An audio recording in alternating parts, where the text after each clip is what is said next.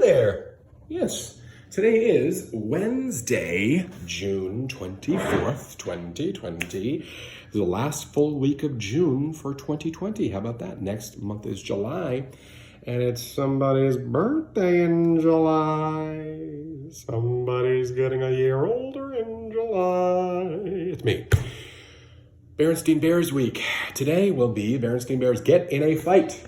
And I told you earlier in the week that the bad dream was one of my top 5.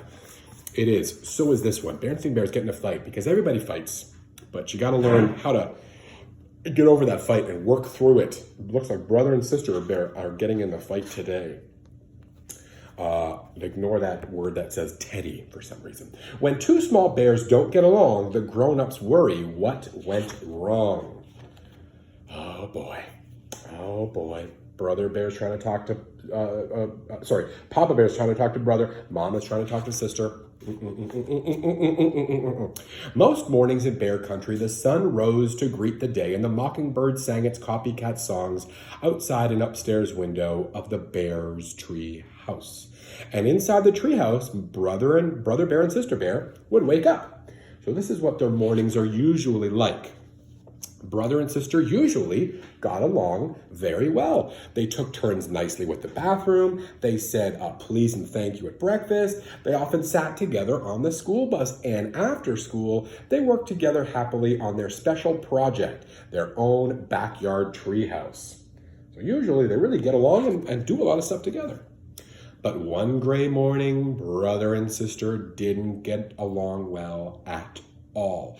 Maybe it was the weather, or maybe it was because the mockingbird slept late. But whatever it was, brother and sister bear got into a big fight. Get in a fight. Here we go. They're going to get in a fight. Sister bear opened her eyes and stretched. Then she sat up and let her legs dangle over the edge of the bed, right in brother bear's face. I'm laughing, but you can see he's mad. I wouldn't like to have feet in my face first thing in the morning. Would you? No, you wouldn't. She didn't do it to be rude. It was just one of those things that happens with bunk beds. But that morning, brother was not in a very good mood. Sister, he shouted, get your dopey feet out of my face. My feet are dopey and they're not in your face, she shouted back. Get your dopey face out of my face. Get your dopey face out of my face, snarled brother.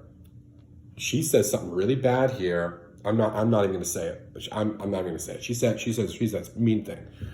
You be quiet, snapped sister. You be quiet. That's a mean thing to say. You can read those words. She's saying something even meaner. And before brother could answer, she skipped into the bathroom ahead of him. You know that when they have a smile and when they have those eyebrows down, ooh, they're up to no good. They're up to no good. She took a very long time brushing her teeth, washing up and brushing her fur. You'd better come out of that bathroom, shouted brother, banging on the door. Brother Bear, said Papa, coming out of his bedroom, you know better than to shout at your sister. But she's taking too long in the bathroom, complained brother, and she's doing it on purpose.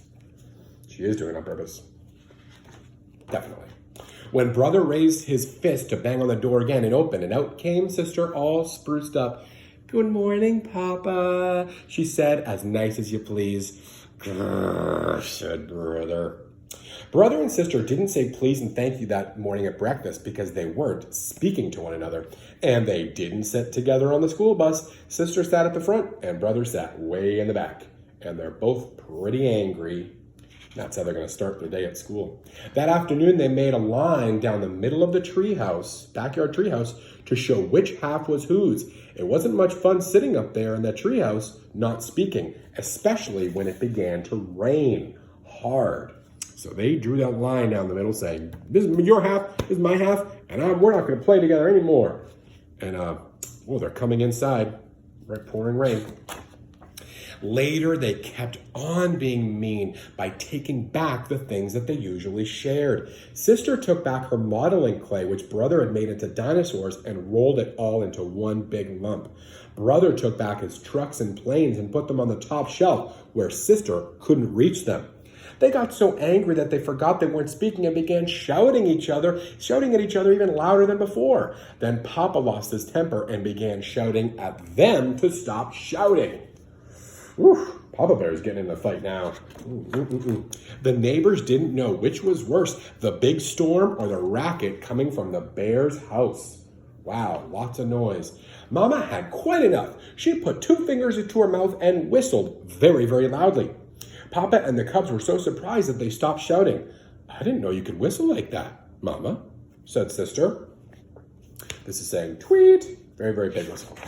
Well, I can, and I can also tell you, said Mama sternly, that I've had quite enough of this foolish fighting. Why, I doubt you two even remember what you're fighting about. The cubs tried to remember, but they couldn't. Mama's right. It happened so long ago.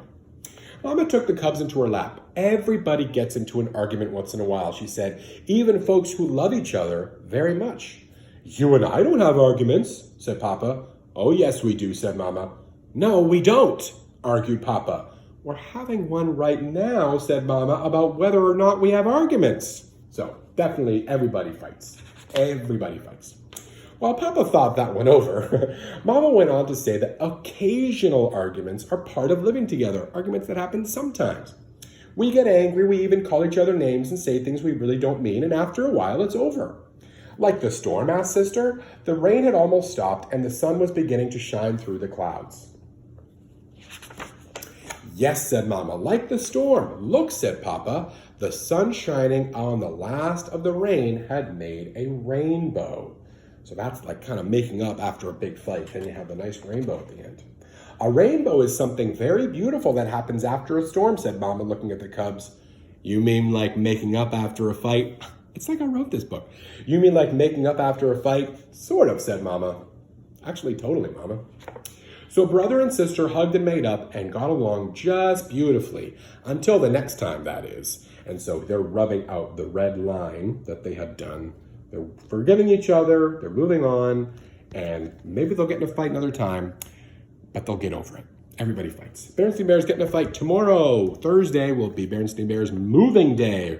We'll take a trip to the past. Goodbye. See you tomorrow. Bye.